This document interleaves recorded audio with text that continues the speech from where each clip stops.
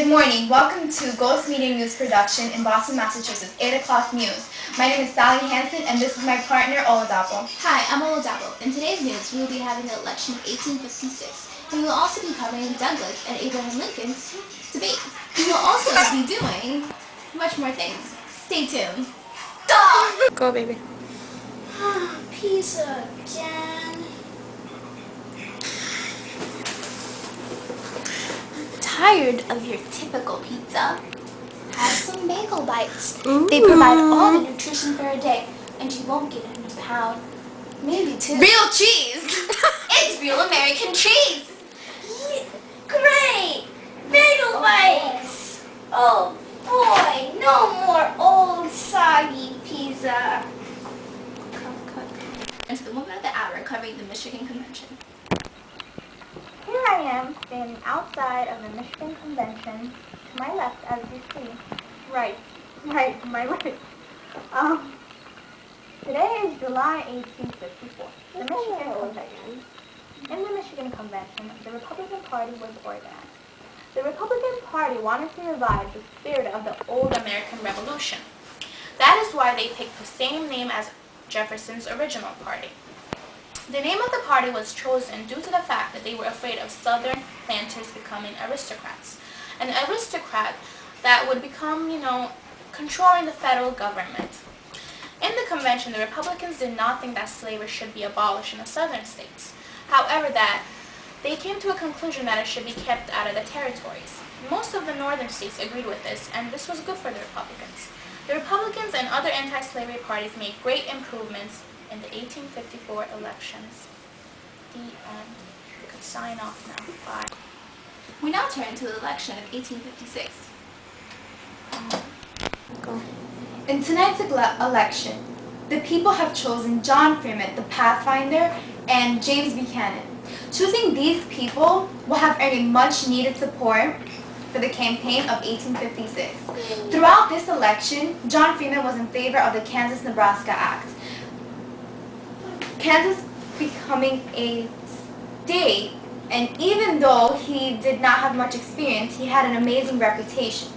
James Buchanan, on the other hand, a man's man, was not there when the Kansas-Nebraska Act took place. Though he was not there, this man spent 20 years of his life in the Congress as an American ambassador to Russia and Great Britain.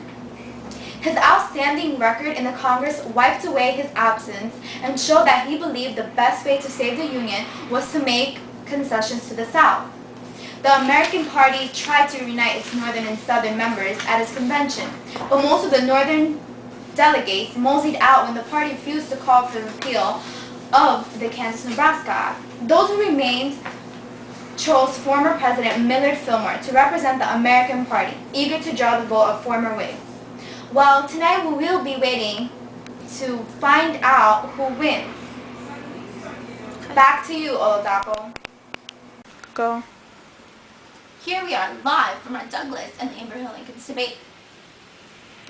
Good evening, this is Sally Hansen reporting the most watched, excited, and honest news.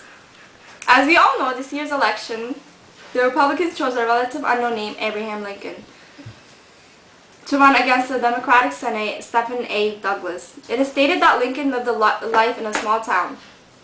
In his younger years, he was a storekeeper. Later on, he went to study law. Despite his background, Lincoln considers himself as a gifted debater. Even though Lincoln was not an abolitionist, he believed slavery was wrong.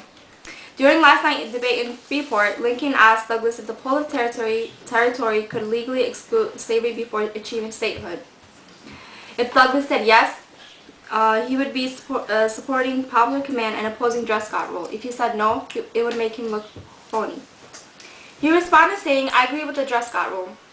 He also said, "Slavery cannot exist anywhere unless it is supported by local police regulations." His response clearly angered the Southerners, but pleased Illinois voters. It looks like Douglas will win the election, but Abraham Lincoln established a national reputation for himself as a man of clear, insightful thinking who could argue with force and eloquence. That's it for today. I'm Sally Hansen. Thanks for watching the Ghost Media News. We now turn to Marty John with her exclusive interview, John Brown. Thank you, Oladapo. Hi, I'm Marty Jong, reporting live with Mr. John Brown. This is an exclusive interview. Hi, Mr. John Brown. How are you? I'm good. How are you? Well, let's cut the formalities. Let's get down to business. Mr. Brown, tell us a little about yourself. Well, I was born in Connecticut in the 1800s to a very religious family. I am a strong believer of equality. I worked in the Underground Railroad in Pennsylvania. When I found out my great friend Charles had been hurt, I went berserk. Well, according to an eyewitness, you went crazy. Well, what do you expect from me? So what happened 2 days later? 2 days later, I abducted, killed 5 pro-slavery settlers. I believe I did God in service in killing them. Wow, that's all I could say. Tell me a little bit more about October 16, 1859. October 16, 1859. Huh, can't remember that. Oh, October 16, 1859. Oh yeah, that was the day 18 followers and I seized the arsenal. I told the watchman that I had possession of the United States Army, and if citizens interfere with me, I must only burn the town in hand blood. Well, it was said that you handed the jailer a note.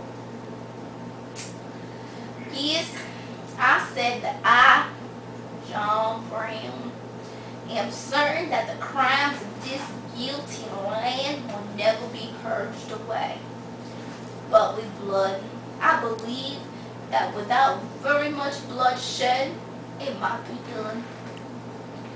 Well, Mr. Brown, your story is a fascinating one. You are a man with much courage.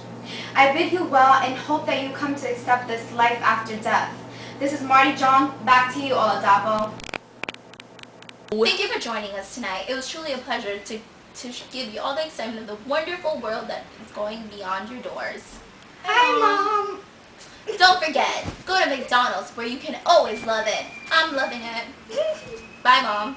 Bye, Mom. Bye, Mom.